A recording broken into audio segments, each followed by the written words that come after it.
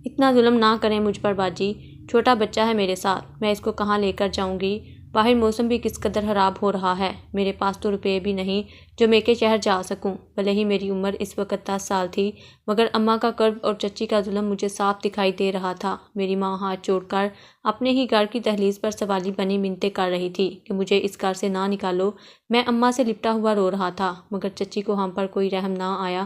وہ غصے سے تڑپ کر کہنے لگی کہ چلو چلو اب یہاں سے نکلتی بنو، یہاں اب صرف ہمارا حق ہے، اب چاہے سڑکوں پر بھیک مانگو یا کہیں پڑی مار جاؤ ہماری بلا سے۔ چچی کی شفافیت دیکھ کر اماں سسک کر رہ چکی تھی، تبھی شور کی آواز سن کر چچا بھی وہیں آ گئے۔ میری ماں نے چچا کو دیکھا تو بھاگ کر ان کے پاس گئی اور ان کے قدموں میں گر کر کہنے لگی کہ خدارا مجھے اور میرے بچے کو اس گھر سے نہ نکالیں، اس گھر پر ہمارا بھی تو حق ہے۔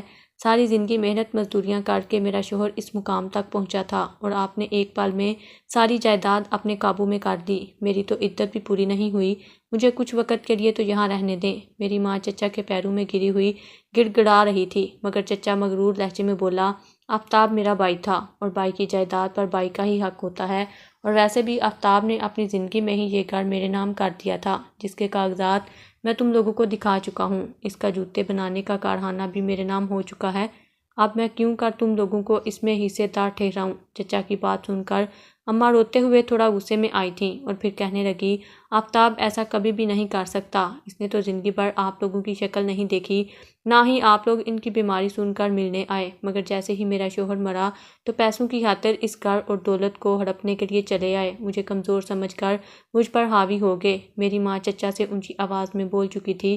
چچا کو غصہ آ گیا اور ایک سناٹے دار تھپڑ اماں کے منہ پر مار دیا۔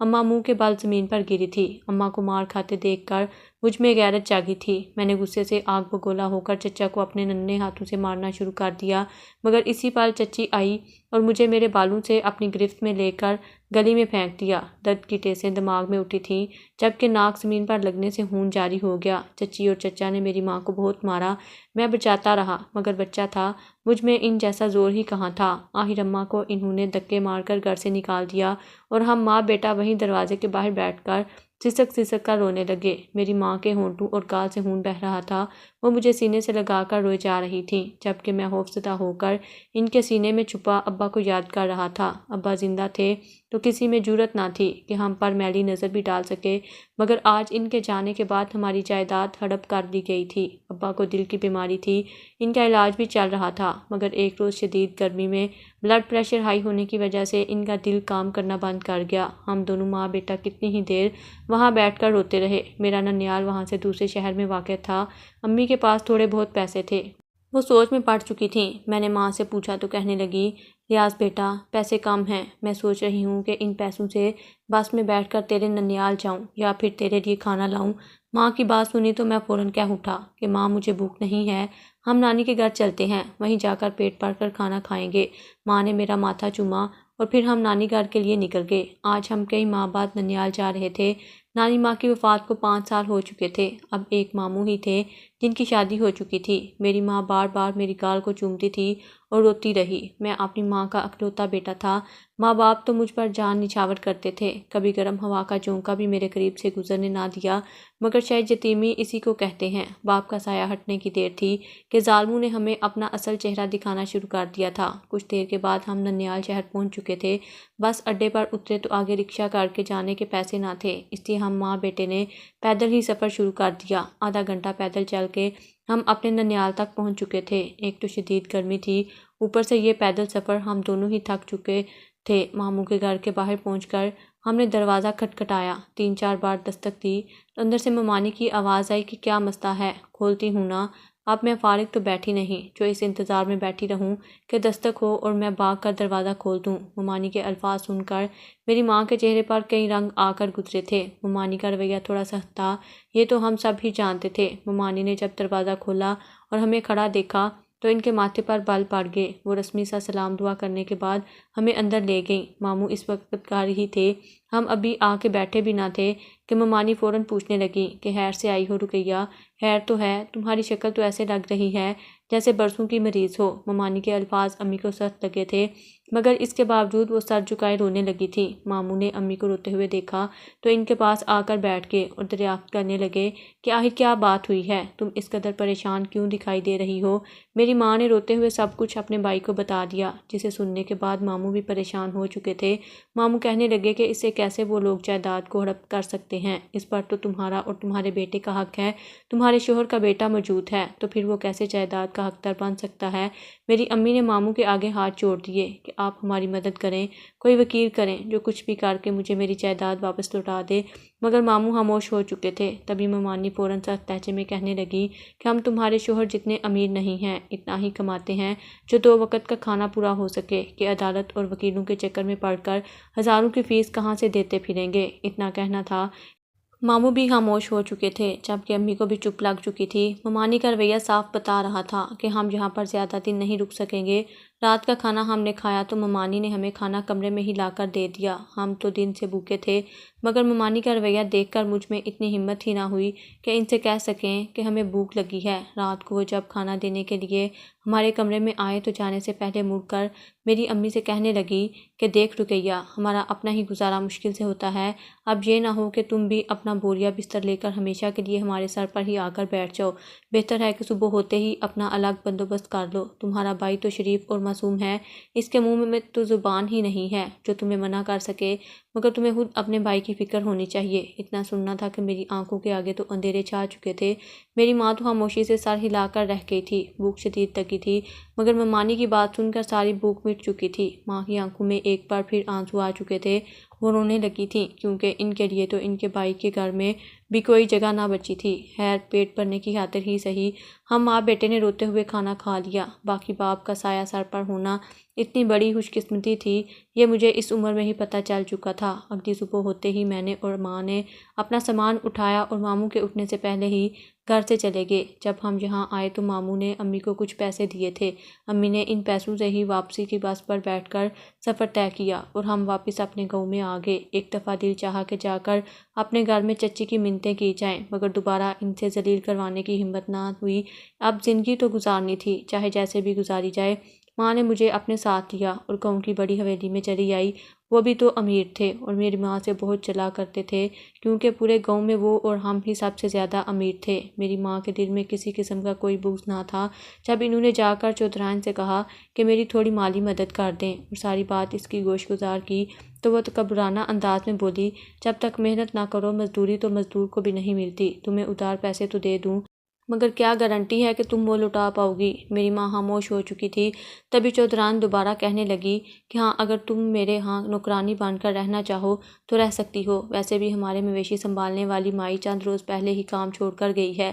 میں ماں کا چہرہ دیکھتا رہ گیا جو ایک ہی پل میں سرخ ہو چکا تھا، مگر ضبط کی انتہا تھی کہ ماں نے فوراً سر جھکا کر کہا کہ میں یہ کام کرنے کے لیے تیار ہوں۔ چودھرائن نے اسی دن سے ماں پر کام کا بوجھ ڈال دیا اور وہ جانوروں کا سارا کام ماں سے کروانے لگی۔ ماں کو ایسے دیکھ کر اور چودھرائن کی جھڑکیں کھاتا دیکھ کر میں اندر ہی اندر سوچ چکا تھا کہ اپنی ماں کو اس کا مقام واپس ضرور دلا کر رہوں گا، کبھی بھی اپنی ماں کو اکیلا نہیں چھوڑوں گا۔ مگر کم بخت یہ برا وقت میں بھی ماں کے ساتھ کام کرنے لگتا تو ماں فوراً منع کر دیتی اور میرے بال سنوار کر کہتی، راجا بیٹا، تو تھک جائے گا، ادھر بہت دھوپ ہے، جا کر چھاؤں میں بیٹھ۔ میری ماں سارا دن کام کرتی رہی اور میں دیکھتا رہا۔ شام کو چودھرائن نے ہمیں اتنا ہی کھانا دیا جو ایک فرد کو پورا ہو سکتا۔ ہم صبح سے بھوکے تھے، مگر اس کے باوجود میری ماں نے خود کم کھایا اور مجھے پیٹ بھر کر کھلایا تھا۔ میں ماں کی ایک ایک بات نوٹ کر رہا تھا۔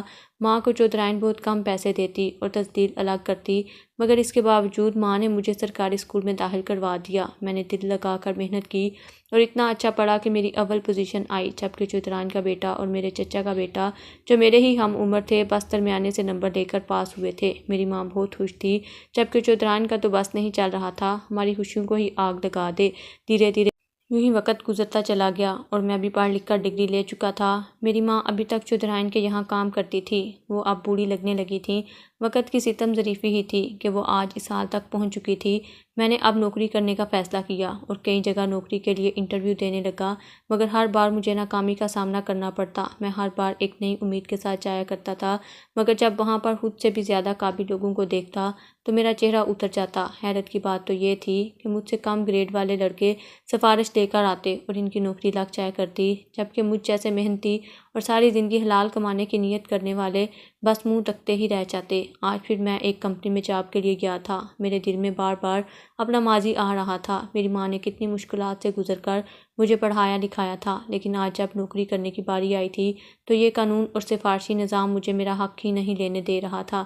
میں انٹرویو دے کر آیا تو میرے بعد آنے والا لڑکا سفارش لے کر آیا تھا۔ اس نے اندر جاتے ہی 2 منٹ کے بعد باہر قدم رکھا۔ اس کے چہرے کا سکون بتا رہا تھا کہ رشوت نے اپنا کام دکھا دیا ہے۔ میں ایک بار پھر نا امید ہوتا واپس حویلی آیا تو یہ دیکھ کر میرے ہوش اڑ گئے کہ چودھرائن میری ماں کو بہت زیادہ مار رہی ہے۔ یہ منظر دیکھنا تھا کہ میں نے اپنے ڈاکیومنٹ وہیں پھینکے اور ماں تک بھاگ کر پہنچا۔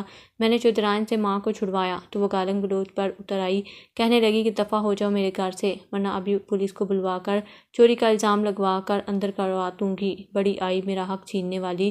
میری ماں شرم سے سر جھکائے بیٹھی تھی۔ میں فوراً ماں کو لے کر گھر سے نکل آیا۔ میری ماں منہ چھپائے رو رہی تھی۔ میں نے ماں سے بار بار پوچھا کہ آخر ہوا کیا ہے؟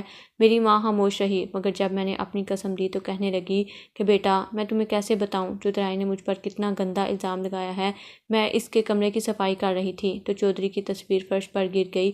اس پر گرد جمی تھی تو میں صاف کرنے لگی، مگر چودھرائن نے اس کا غلط مطلب نکال کر میری کردار کشی شروع کر دی۔ اتنا سننا تھا کہ میرے تن من میں آگ لگ چکی تھی۔ میں واپس حویلی گیا اور جی بھر کر چودھرائن کو باتیں سنائی۔ ہمارے پاس رہنے کے لیے اب کوئی جگہ نہ بچی تھی۔ بار بار آفس کا منظر یاد آ رہا تھا جب میں نے اپنے بعد آنے والے سفارشی لڑکے کو خود پر طنزیہ مسکراہٹ اچھالتے دیکھا تھا۔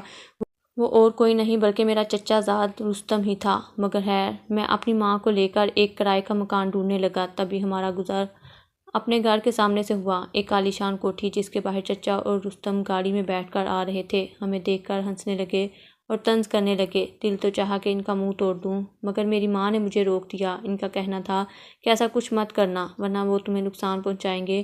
ہم دونوں ماں بیٹا کرائے کے مکان میں شفٹ ہو گئے تھے۔ وہ ایک کمرے کا چھوٹا سا گھر تھا جس کا کرایہ بھی 3000 روپے تھا۔ بسیطا سا گھر تھا، ہمارے لیے کافی تھا۔ میں نے بہت ساری جگہ پر اپلائی کیا مگر مجھے نوکری نہ مل سکی۔ آخرکار اپنا اور ماں کا پیٹ تو بھرنا تھا۔ میں نے شہر میں سڑک کے کنارے ایک چھوٹا سا جوتے پالش کرنے کا ٹھیلا لگا لیا۔ مجھے ایسے کرتے ہوئے ذرا بھی شرم محسوس نہیں ہوئی تھی، کیونکہ کوئی بھی کام چھوٹا نہیں ہوتا، نہ ہی شرمندگی والا ہوتا ہے۔ شرمندہ کر دینے والا کام تو وہ ہوتا ہے جس میں حرام کی کمائی شامل ہو۔ میں تو حلال کما رہا تھا۔ میری ماں نے جب مجھے ایسا کرتے دیکھا تو وہ بہت روئی تھی۔ وہ کہنے لگی کہ تم تو راج کرنے والے تھے، مگر دیکھو تمہاری قسمت آج تمہیں لوگوں کے گندے جوتے صاف کرنے تک لے آئی۔ میری ماں کئی روز تک بخار میں رہی، کہتی تھی تو میرا اکلوتا بیٹا ہے اور وہ بھی اس حالت میں۔ میں نے ماں کو تسلی دی کہ فکر مت کرو، ایک روز ہمارے حالات ضرور بدل جائیں گے۔ ماں بھی ایک گہری سانس لے کر خاموش ہو گئی۔ کئی حالات کا یہی تقاضا تھا۔ میں سڑک پر بیٹھ کر جوتے پالش کرنے لگا۔ جو لوگ مجھے نہیں جانتے تھے انہوں نے تو مجھ پر کوئی دھیان نہ دیا، مگر جب گاؤں کے کچھ جاننے والے لوگ اور چچا وہاں سے گزرے اور مجھے جوتے پالش کرتے دیکھا تو انہوں نے طنزیہ قہقہہ لگایا۔ وہ میرے پاس چلے آئے اور مجھ پر طنز کرتے ہوئے کہنے لگے، یہ دیکھیں بھائی، پڑھا لکھا موچی اسے کہتے ہیں جسے کوئی نوکری نہیں ملی تو لوگوں کے گندے جوتے صاف کر رہے ہیں۔ میں نے ان کی بات کا کوئی جواب نہ دیا۔ لوگ میری ماں کو طعنے دینے لگے تھے اور ہنسنے لگے تھے کہ ایک ہی بیٹا تھا، اس کو بھی جوتے صاف کرنے لگا دیا۔ ایسے کئی الفاظ کہہ کر لوگوں نے میری ماں کو بیمار کر دیا تھا۔ میں اتنا ہی کماتا جو 2 وقت کا کھانا پورا ہو سکے، مگر ماں کی خراب طبیعت دیکھ کر میں نے اپنا کھانا ترک کر دیا اور ان پیسوں سے ماں کا علاج کروانے لگا۔ میری ماں گٹ گٹ کر رونے لگی تھی اور کہنے لگی، یہ کام نہ کر، تیرا باپ تو ہمیں چھوڑ کر چلا گیا اور میں کیسی ماں ہوں جو اپنے بیٹے کو اس حالت تک بیچ چکی ہوں۔ لیکن اب میں ماں کو کیسے سمجھاتا کہ یہ تو تقدیر کا لکھا تھا، اس میں اس کی کوئی غلطی نہ تھی۔ میری ماں اندر ہی اندر گلتی چلی گئی اور ایک روز وہ ہوا جس کے بارے میں نے کبھی سوچا بھی نہ تھا۔ میری ماں صدمے سے مجھے چھوڑ کر جا چکی تھی۔ وہ دن میرے لیے قیامت سے کم نہ تھا جب میں نے اپنی ماں کو بالکل ٹھنڈا پایا تھا۔ میں داڑیں مار مار کر روتا رہا، اپنی ماں کو بلاتا رہا۔ اس مشکل وقت کے بعد آسان وقت بھی تو آنا تھا۔ میں نے اپنی ماں کے ساتھ زندگی کی بہاریں دیکھنی تھی، مگر میری ماں مجھے چھوڑ کر جا چکی تھی۔ میں نے اپنی ماں کو بڑی ہی مشکل سے دفن کیا اور کتنی ہی دیر ماں باپ کی قبر کے پاس بیٹھا روتا رہا۔ کاش دونوں آج میرے ساتھ ہوتے تو آج میری ایسی حالت بالکل بھی نہ ہوتی۔ ماں کے جانے کے بعد تو مجھے ابا کی یاد اور بھی زیادہ ستانے لگی تھی۔ سارا دن میں دھوپ میں بیٹھ کر لوگوں کے جوتے پالش کرتا، کسی سے کوئی بات نہ کرتا، کھانے پینے کی بھی مجھے کوئی پرواہ نہیں رہی تھی، اور رات کو گھر آ کر ماں باپ کی تصویر کو سینے سے لگا کر روتا رہتا۔ دل چاہتا کہ خودکشی کر لوں، مگر میں اپنے خدا کی مرضی پر راضی تھا۔ ایک روز میں یوں ہی بیٹھا تھا کہ میرا چچا زاد رستم وہاں پر آیا، اپنی بڑی سی گاڑی سے اترا اور سڑک کے کنارے پڑے ہوئے گوبر پر جان بوجھ کے پاؤں رکھ کر میرے پاس آیا۔ میں اس کی یہ حرکت دیکھ رہا تھا۔ میرے پاس آ کر کہنے لگا کہ لو موچی، میرا جوتا صاف کرو، ذرا سی بھی گندگی موجود نہ رہے۔ میں اس کا یہ انداز جانتا تھا، وہ میری تذلیل کرنا چاہتا ہے، مگر میں تو ازل سے صبر کرتا آیا تھا، آج بھی کر گیا۔ خاموشی سے اس کا جوتا صاف کر دیا۔ وہ بار بار اپنا پاؤں جھٹک کر میرے کپڑے گندے کر رہا تھا، مگر میں صبر کا دامن تھامے رکھے ہوئے خاموشی سے بیٹھا رہا۔ کچھ دیر بعد اس نے مجھ پر طنز کرنا شروع کر دیے۔ وہ میری غربت کو نشانے میں لے کر مجھے بات سنانے لگا، مگر میں نے سوائے گہری سانس کے کچھ بھی نہ کہا۔ وہ جا چکا تھا۔ میں یوں ہی سوچ میں بیٹھا تھا کہ اچانک میرے سامنے ایک گاڑی ٹرک سے ٹکرا کر رکی۔ لوگ ڈر کے مارے بھاگنے لگے تھے، جبکہ گاڑی میں ایک بڑا بزنس مین تھا جو گاڑی سے باہر آ کر گرا تھا۔ لوگ خوف کے مارے اس کے قریب نہیں جا رہے تھے کہ کہیں پولیس کیس نہ بن جائے، مگر انسانیت کے ناطے ہی صحیح میں نے اپنا کام وہیں چھوڑا اور شخص کو اٹھا کر ایمبولینس بلواتے ہوئے ہسپتال لے گیا۔ اس کا علاج شروع ہو چکا تھا، دماغ پر گہری چوٹیں آئی تھیں، باقی کوئی خطرے کی بات نہیں تھی۔ جب انہیں ہوش آ گیا تو میں نے سکون کا سانس خارج کیا اور وہاں سے جانے لگا، مگر وہ شخص مجھ سے ملنا چاہتا تھا۔ میں جب ان سے ملنے گیا تو میرا شکریہ ادا کرنے لگے، کہنے لگے کہ میں تمہیں اپنے ہاں مہمان رکھنا چاہتا ہوں، تم نے میری جان بچا کر مجھ پر احسان کیا ہے۔ میں انکار کرتا رہا، مگر پھر مجبوراً ان کے ساتھ ان کے گھر چلا آیا۔ وہ شہر کے سب سے امیر شخص تھے، مگر ان کی کوئی اولاد نہ تھی۔ انہیں جب میری تعلیمی قابلیت کا پتہ چلا اور میرے ماضی کا تو انہیں بہت افسوس ہوا۔ وہ انتہائی نیک انسان تھا، انہوں نے مجھے اپنی کمپنی میں ایک اچھے عہدے پر فائز کر دیا۔ میں بہت خوش ہوا تھا۔ میں نے چند ماہ میں اس شخص کی کمپنی کو مزید اوپر پہنچا دیا تو انہوں نے مجھے بطور تحفہ پوری کمپنی میرے نام کر دی۔ وہ مجھے دنیا کے سامنے اپنا بانجا کہہ کر تعارف کروانے لگے، جبکہ میں نے اپنے نام کے ساتھ اپنے باپ کا نام جوڑ کر ان کا نام بھی فخر سے بلند کر دیا۔ میں اتنا کامیاب ہو چکا تھا کہ آج میرے پاس ہر آسائش موجود تھی۔ میں اپنے چچا سے بھی زیادہ امیر ہو چکا تھا۔ جب انہیں میری کامیابی کا پتہ چلا تو جل کر رہ گئے۔ جس کمپنی میں رستم کام کرتا تھا آج وہ کمپنی بھی میرے ہی انڈر تھی۔ میرے صبر کا پھل آج مجھے مل چکا تھا۔ ایک دفعہ چچا کے پاس اپنے پرانے گھر ضرور گیا تھا۔ میری طاقت اور پروٹوکول دیکھ کر وہ سہمے تھے، کہنے لگے اپنی جائیداد لے لو، ہمیں کچھ نہیں چاہیے، مگر میں نے پھیکا سا مسکرا کر کہا میں آپ جیسا نہیں جو خود سے کمزور پر حاوی ہو کر مردانگی ظاہر کروں۔ یہ جائیداد میں کب کی بطور ہرات آپ کو عطیہ کر چکا ہوں۔ اتنا کہہ کر میں واپس جا چکا تھا۔